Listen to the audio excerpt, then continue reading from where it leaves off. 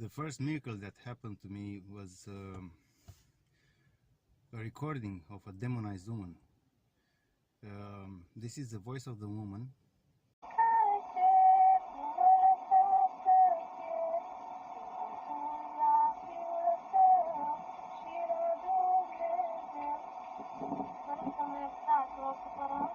And this is the voice of the demon tormented by the Holy Chalice. Jesus Christ is in that chalice, period.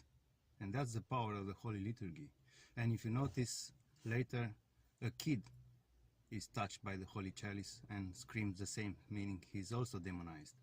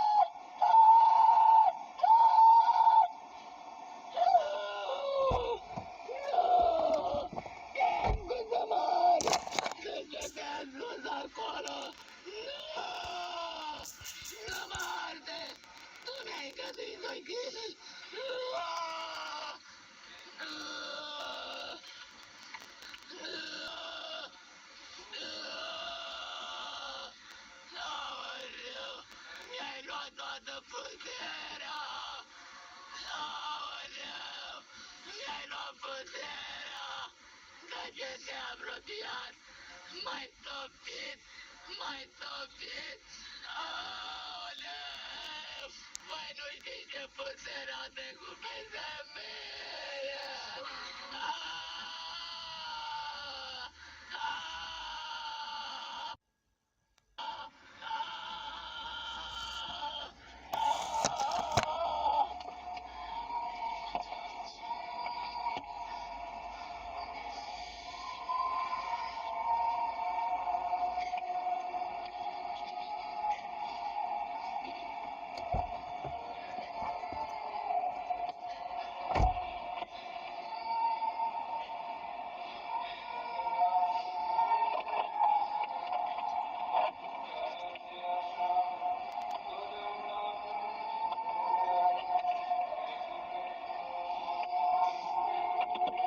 At the end, the demon screams, "Go, go away, Michael," and it's brutalized the way a pig has his throat cut, and those ugly sounds.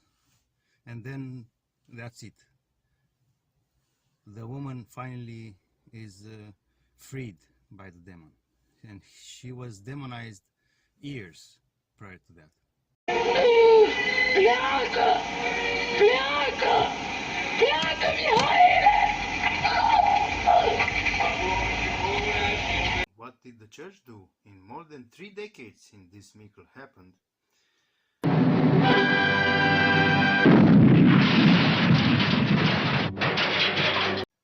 zero search results on Google. And same applies to my so-called priest. Yeah, give it to me, I'll take a look and tell you right away what I think about it. That was 3 years ago. Nothing. I mean, a miracle who can save souls. They don't care. So may each and every soul who could be saved by this miracle be asked from their hands in the judgment day. Before being stepped over by Archangel Michael, the demon was forced to admit that Hilarion Argatu was the one who cursed him in such a condition to speak and tell all his wickedness. And then the demon said he's going to make in such a way that Argatu will not be canonized as a saint. And right now in the church they are canonizing anybody except Hilarion Argatu. Yes, you heard it well. Hilarion Argatu was let aside. So you may wonder who's in charge here. They're canonizing Arsenia Boca, Cleopa Ilie, Constantin Galeriu, and they all saints, and they deserve. And Raisa told me about them since 2016 they are saints. and briefly told me their lives.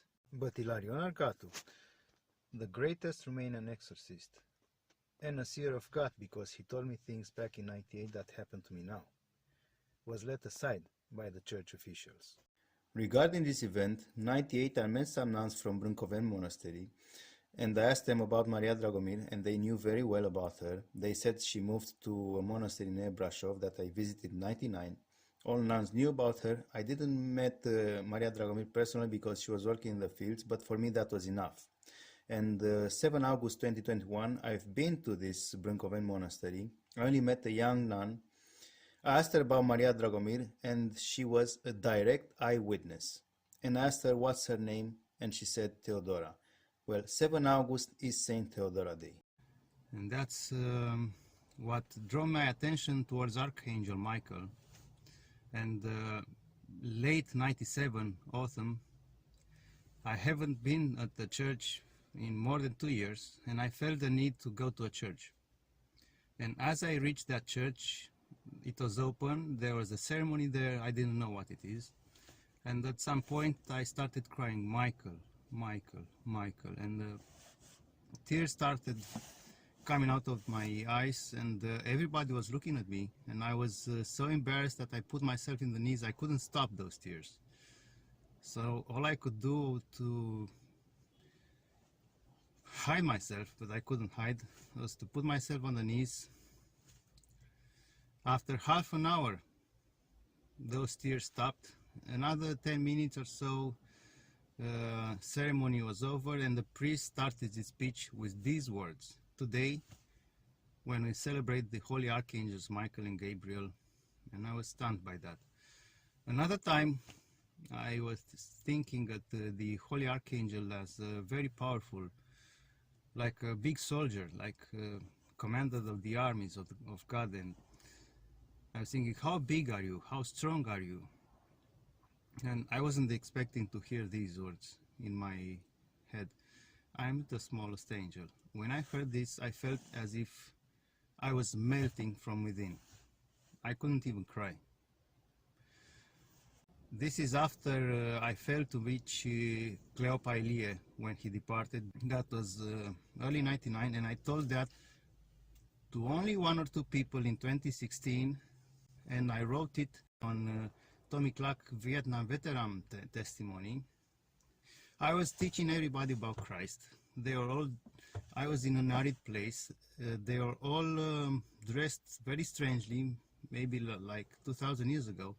And as I was happily teaching them about Christ, all of a sudden, all of them rose, and from 360 coming towards me with whatever they could grab in their hands, stones, forks, knives, whatever, and I realized I'm gonna get killed. I tried to protect myself, but there was no way to protect myself. To put I kneeled down, put my hands over my head, and head between the knees. I realized there's no chance, and I started to pray, Jesus, have mercy on me. And as I was butchered, a hand on my head right here pulled me upwards from that place, and as my body was still chopped, or whatever what was left of it already, I heard these words, if you will have mercy, I will have mercy too. I said that vision 7 days prior Bishop Emmanuel being stabbed in the eye by that idiot, Muslim idiot, because and may he be anathema. Okay, Bishop Mary Emmanuel will say, okay, I'll pray for the guy. What can he say? But you hit me because you don't like my face. I'm okay with that. But if you hit me because I say Christ, you're not actually hitting me. You're hitting Christ. And whoever does not love Jesus Christ as Son of God, may he be anathema. Period. And the difference between our anathema, Christian anathema, and Muslim anathema, who I'm going to behead you if you don't accept Allah. Who is Allah? I don't care, you believe or not. But give me time to understand your, let's stay and talk. No, I'm going to behead you. And the difference between that idiotic way to treat people, and today they kill Christians in Africa, and the anathema of a Christian may say anathema to somebody, but that the decision to be taken from this place belongs to God. I don't touch you with a single finger. And if you come to me to ask about Christ, I'll give you Christ with all my heart to help you reach Christ and get outside that anathema. Because as long as God keeps you here means God still has a fight for you. I'm not God to decide. I don't give life. That's God's power to give life. So it's God's power to take the life. There are too many things to be talked here. I mean, the way Islam starts, I was pressed by that angel to do whatever. That's how it starts. I mean, that's a rape. Has nothing to do with love, has nothing to do with God. Satan is a rapist.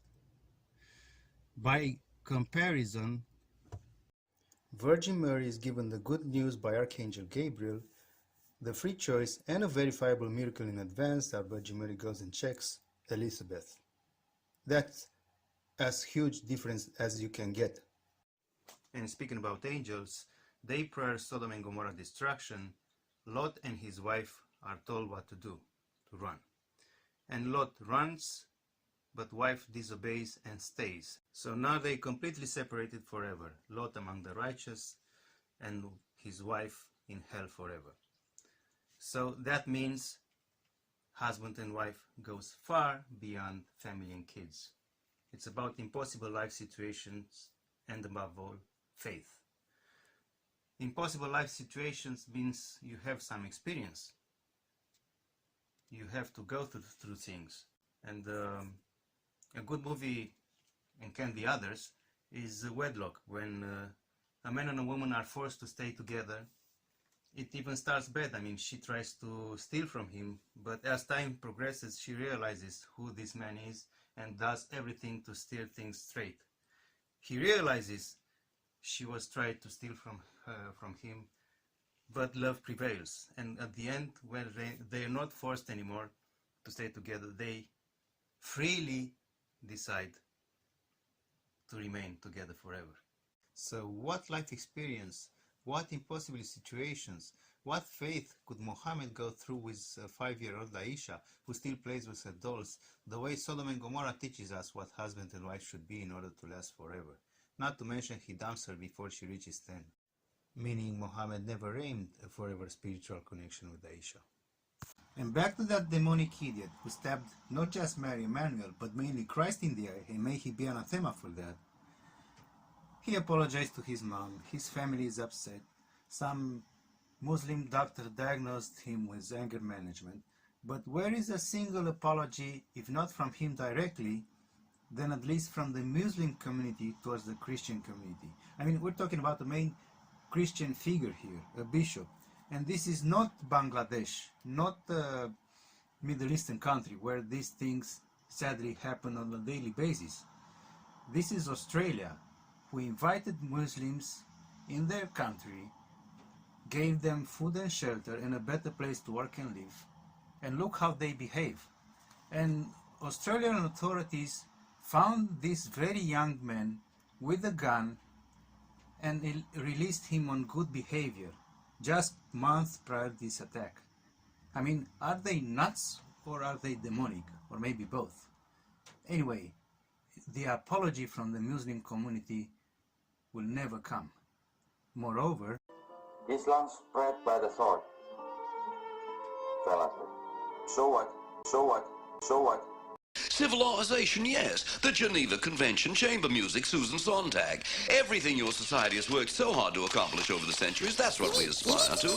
We want to be civilized. I mean, you take a look at this fellow here. The raped becomes a rapist. So what?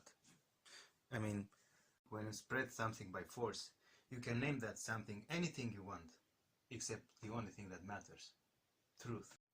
Feel pretty, oh so pretty. I feel pretty and witty and bright, and I pity Any girl with me tonight? I'm treating him with Thorazine, 300 milligrams BID. Seems to keep him pretty calm. That would keep the Middle East pretty calm. And now, women rights. Before we answer the question, we have to clarify a few things. Islam gives rights to women and elevates them. Do you see how the West treats women? Do you see how America and Israel treat women? Every day a woman dies in Israel. Every day a woman dies.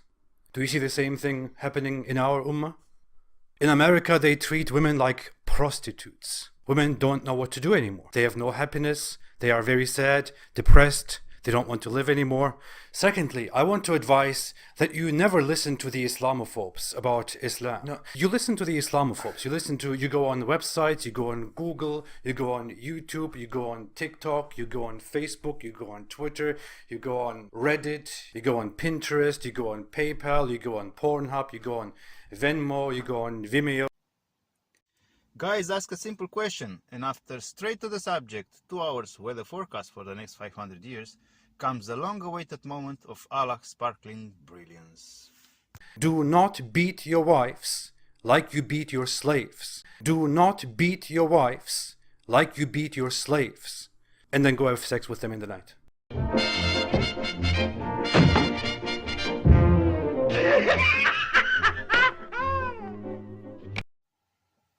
More precious details.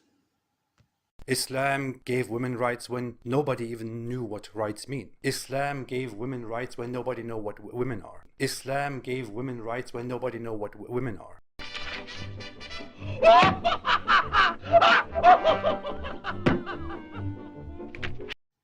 I mean, our beloved European Union politicians were so deeply touched by Muslims' delicate manners that they pushed for their immigration. So, if your mother-in-law upsets you, you know where to send her next holiday. One-way ticket, one-way ticket, one-way ticket. I mean, it is what it is. By comparison, She's a sinner! An adulteress! She's gonna be punished according to the law! Take her to the master. Shame on you!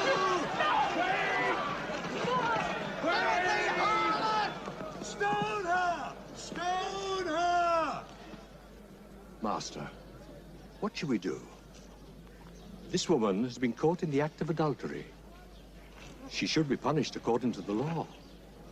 What do you say? Answer, Master. We want to know your opinion. Yes, tell us. Is it right to kill her? He among you who is without sin, let him cast the first stone.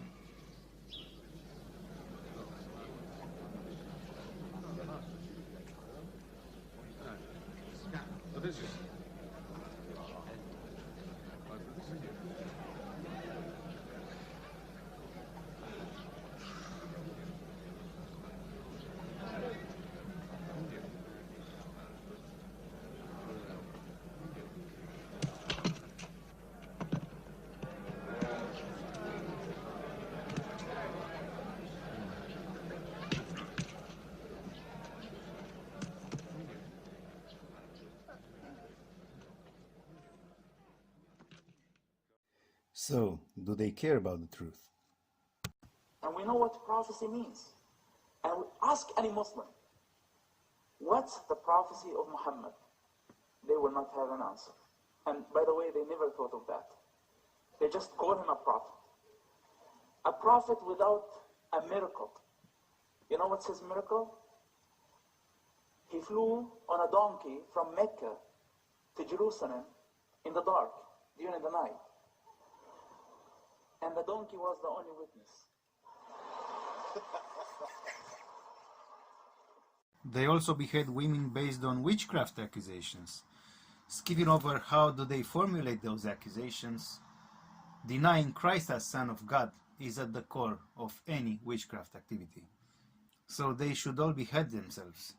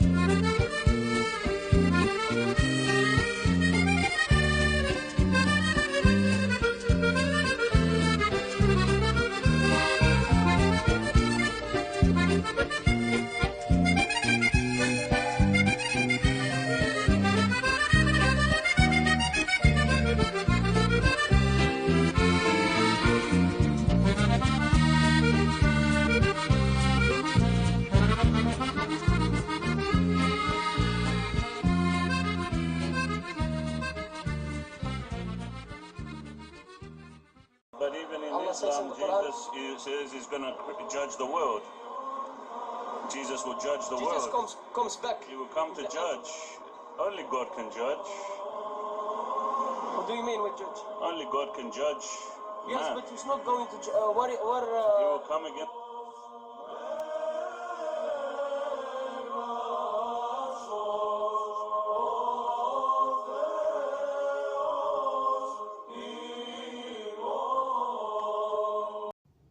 This is after I failed to reach Cleopa Elie when he departed. Briefly, I was impressed by his books. There are incredible things written there in a book, Romanian Pilgrimage. A priest was reading exorcist prayers. A man was in like a prison cell in chains because nobody could keep him. That's how strong he was in those circumstances.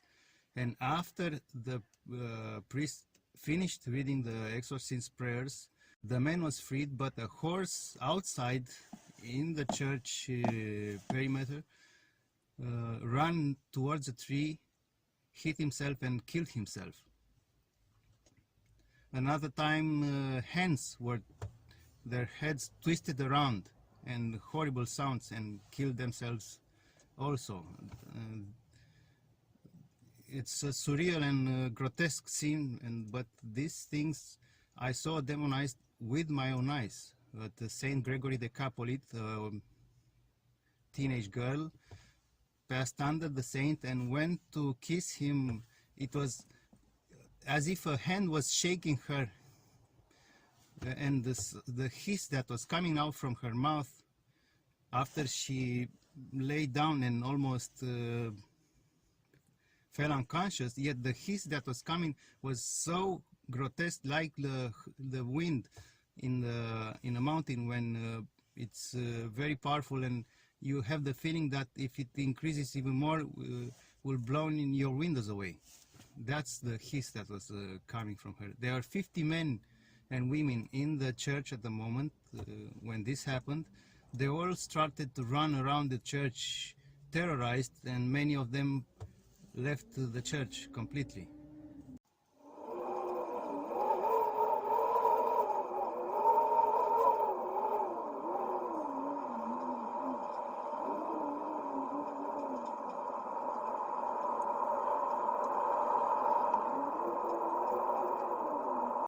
So that was 12 March 2017, and as everybody was getting off from the church scared, I knelt 2 meters from this girl, amazed how those hurling sounds kept coming from her even she was down unconscious.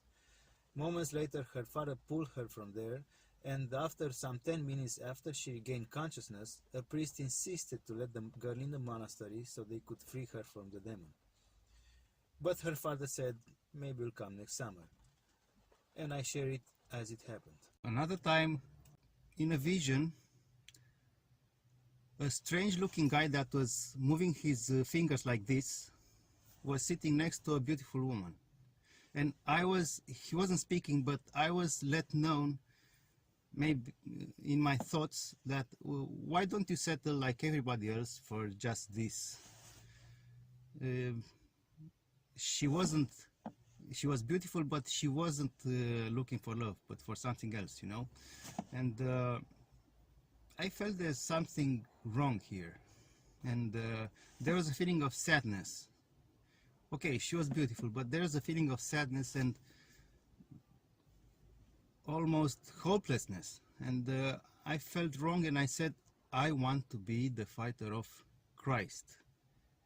But when I wanted to say Christ, I couldn't.